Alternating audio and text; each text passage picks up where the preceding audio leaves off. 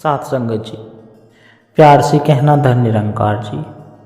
साथ संगत जी, अंग का दुख, जो दुखी रहते हैं वे लोग इसे जरूर सुने। साथ संगत जी, चलिए जानते हैं इस विचार के माध्यम से क्या है अंग का दुख। महापुरुषों, ध्रुव का नाम तो आप सभी ने सुना ही होगा, आप सभी जानते ही होंगे। उन्हीं के नाम से ध्रुव तारा प्रसिद्ध है। ध्रुव तारा हमेशा अपनी उत्तर दिशा में स्थिर अवस्था में बना रहता है। इससे दिशा भ्रमित लोग दिशा जानने का काम लेते हैं, क्योंकि ध्रुव तारा ही एकमात्र ऐसा तारा है जो कभी भी अपना स्थान नहीं बदलता है। तो उन्हीं के वंश में कई पीढ़ियों के बाद एक राजा हुए थे जिनका नाम था अंग महाराज।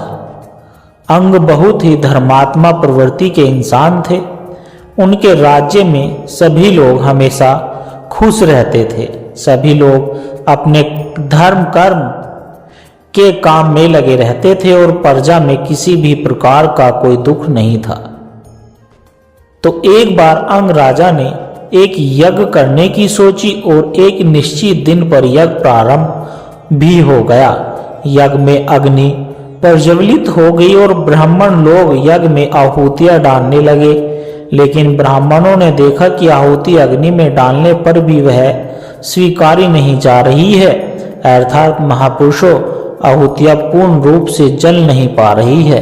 तो ब्राह्मणों ने इसके बारे में राजा को बताया कि हे राजन, आपके यज्ञ में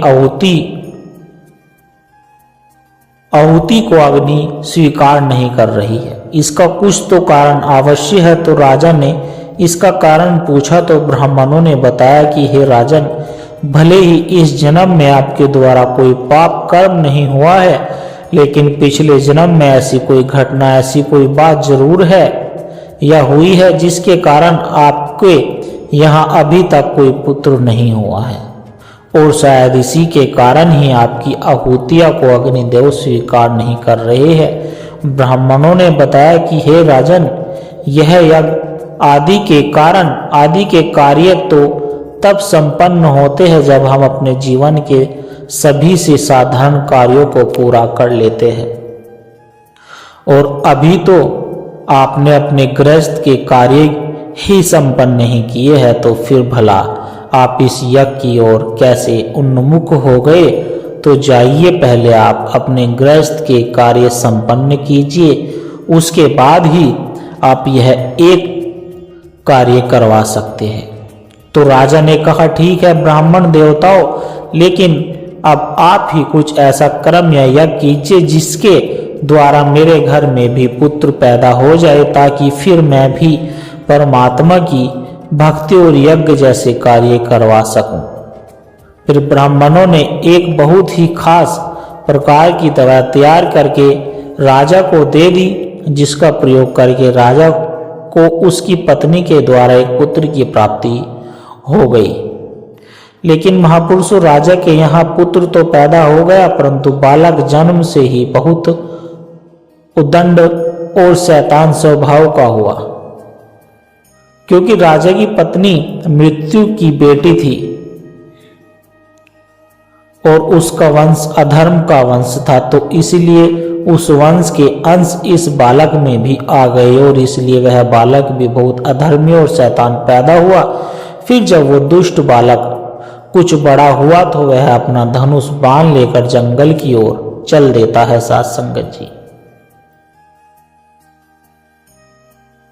और बहुत से निरपराध हिरणों को ही नहीं बल्कि वह तो और भी अन्य पशु पक्षियों की बलि ले लेता था, उनको भी मार गिरा देता था।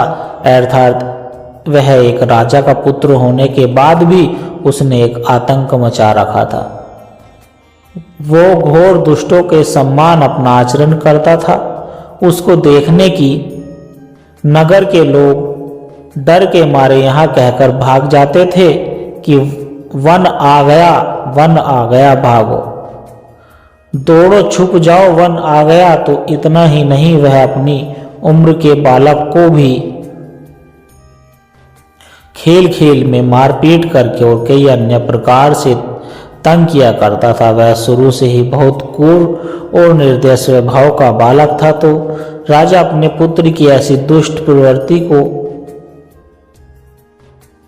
देखते हुए मन ही मन बहुत दुखी रहने लगे। राजा ने उनको समझाने के लिए बहुत प्रयास किए, लेकिन उनका पुत्र किसी भी प्रकार से नहीं सुधरेगा। राजा ने अपने पुत्र को सही मार्ग पर लाने के लिए सारे प्रयास किए,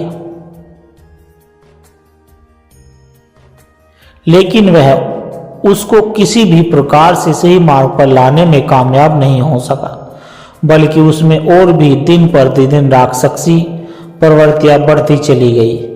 इससे राजा और भी अधिक उदास रहने लगा। राजा मन ही मन सोचने लगा कि ऐसे कुपुत्र से तो पुत्र का ना ही होना अच्छा था। कम से कम इससे ना तो कुल को ही लाछन लगता और ना वर्तमान में माता पिता दुखी होते। उन्होंने अधर्मी का भागी होना पड़ा, सबसे विरोधी हो गए। कभी न छूटने वाली चिंता मोल लेनी पड़ी और पूरा घर परिवार ही दुख को भोगता रहा।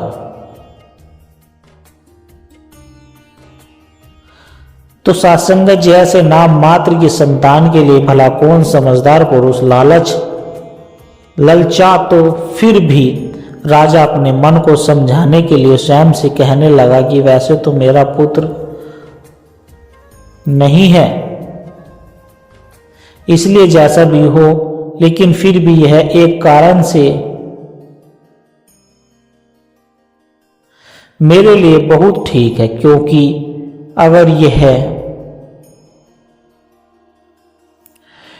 अगर यह कुपुत्र के स्थान पर एक सुपुत्र होता तो मुझे अपना घर छोड़ने के लिए बहुत दुख होता, क्योंकि मैं उसके मोह के जाल में फंस जाता। लेकिन इसके कुपुत्र होने के कारण ही मेरा इससे और इसके कारण इस घर में भी अब कोई मोह नहीं रहा।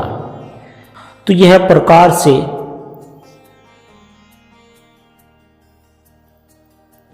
प्रकार से मेरे लिए अच्छा है, क्योंकि मैं अब अपना घर त्याग रहा हूं और मुझे अब किसी भी प्रकार का कोई मोह नहीं है। तो इतना कहकर राजा ने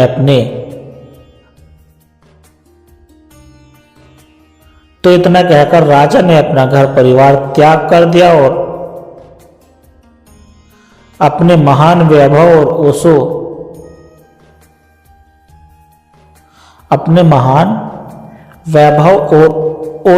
ऐसो आराम को त्याग कर राजा चुपचाप वनों की ओर चल दिया। फिर दूसरे ही दिन राजा के चले जाने पर वहां के सभी प्रजनन बहुत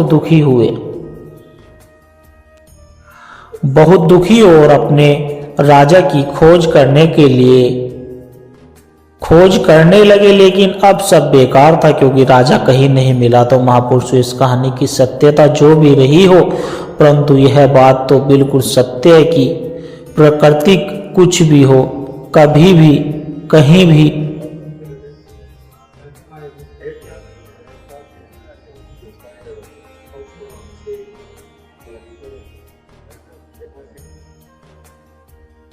बिल्कुल सत्य है। इस कहानी की सत्यता जो भी रही हो साथ संगत जी, परंतु यह बात तो बिल्कुल सत्य है कि प्रकृति कुछ भी हो, कभी भी ठीक नहीं हो सकती, क्योंकि प्रभु परमात्मा के कार्यों में बाधा डालने पर या इसकी किसी भी प्राकृतिक अवस्था में कोई परिवर्तन करने पर प्रकृति का संतुलन बिगड़ जाता है, जिसके कारण कभी भी यह सब कुछ तबाह हो सकता है। तो यही इस कहानी का पहला यथार्थ है। और दूसरा यह है कि हमारा कितना भी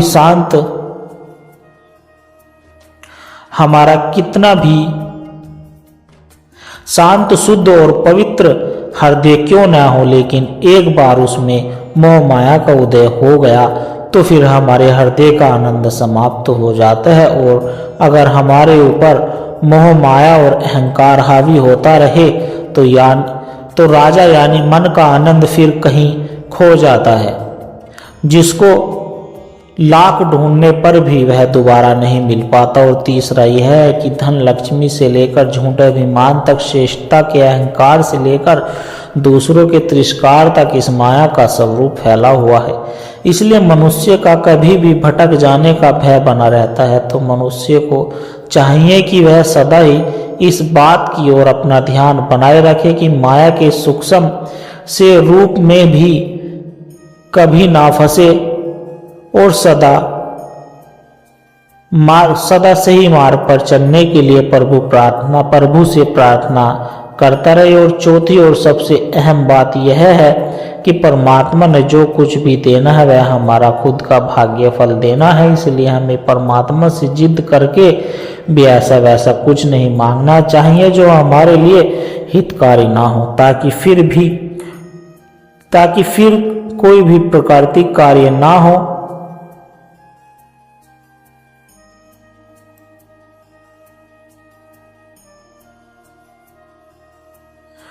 सके। यही हम सब के लिए सुखदायी है, हितकारी रहेगा। तो महापुरुषों, अंत में दास बस आप अपने लिए और सभी महापुरुषों के लिए सतगुरु से केवल भक्ति का ही दान मांगते हुए अब अपने शब्दों को यहीं पर विराम देता है। बड़े प्यार से कहना धन निरंकार जी और सत्संगत जी। आशा करता हूँ दास के द्वारा कहे विचार आप सभी संतों को अच्छे जरूर लगे होंगे। अगर अच्छे लगे हो तो वीडियो को लाइक करें, शेयर करें, कमेंट बॉक्स में धन निरंकार जी लिखकर अपने विचार साझा जरूर करें और दास के चैनल को भी सब्सक्राइब जरूर कर लें। और प्यारे संतों, एक छोटी सी अरदास और आप जी के चरणों में। अगर इन विचारों ने आपके दिल को छुआ है, अगर आपको आत्मिक शांति का एक कण भी महसूस हुआ तो इस ज्ञान के प्रसाद को केवल अपने तक सीमित ना रखें, इस प्रेम के पैगाम को आगे औरों तक भी पहुंचाए, क्योंकि सत्संगत जी एक दिए से ही दूसरा दिया जलता है। जब हम इस सत्य की आवाज को और रूहों तक पहुंचाने का माध्यम बनते हैं तो यह भी निरंकार की बहुत सुंदर सेवा ही है। और इस ज्ञान की धारा से, सतगुरु के इन विचारों से निरंतर जुड़े रहने के लिए आप हमारे सत्संग के डिजिटल परिवार का हिस्सा बन सकते हैं, ताकि जब भी कोई नए विचार साझा हो वह आप तक ही सहज में पहुंच जाए। सतगुरु हम सबकी छोटी छोटी सेवाएं स्वीकार करे और दास को यह भी आशीर्वाद दे कि दास हर रोज आप जी के चरणों में ऐसे ही सुंदर सुंदर प्रेरणादायक कहानी विचार लेकर आता रहे। सत्संगत जी। बड़े प्यार से कहना धन निरंकार जी।